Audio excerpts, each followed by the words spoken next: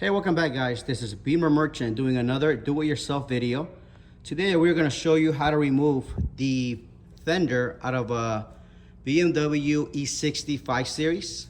We'll show you the steps, the tools. If you have any questions or comments, let us know. And as always, please like our video, subscribe, and please visit our website posted below. All your support, your purchases make these videos possible. Let's get started. All right, as stated before, I always like to focus on this part. I like to tell you what tools you'll need. It'll save you a lot of trips to your toolbox. You're gonna need an extension with a 10mm socket, a ratchet. I like to use a quarter 10, quarter 13, and a quarter ratchet, tack remover. Now let's get started. This video, we're gonna do an overview. I'm gonna tell you what bolts to remove, what tools to use, and then you can take it from there. You're gonna remove 3 10mm bolts, 1, 2, 3. Once you do that, you're gonna use this tool to pop. It's a plastic cover. It's all this here. It's held by 2 pins, one up here and one down here. I've actually removed it already, and the pins look something like this. You literally just pop them out. There's 1, and that's 2 right there.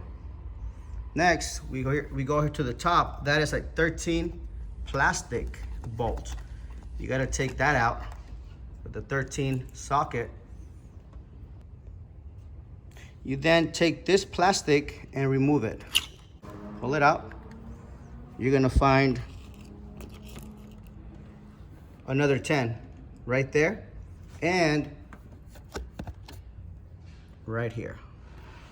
So now you come here, we removed the tire already, but if you haven't, all you need to do is turn your wheel all the way to the left. That way you have access to the side of the splash guard. The bolts you're gonna focus on, I believe, are 1, 2, and 3. These are 8mm bolts. Once you take those off, you'll be able to pull this to the side, and you're gonna have access to some bolts. Let me show you how they look. All right, so the bolts look, if you look under in here, that's how they look. These are 8mm, 8, 8, right?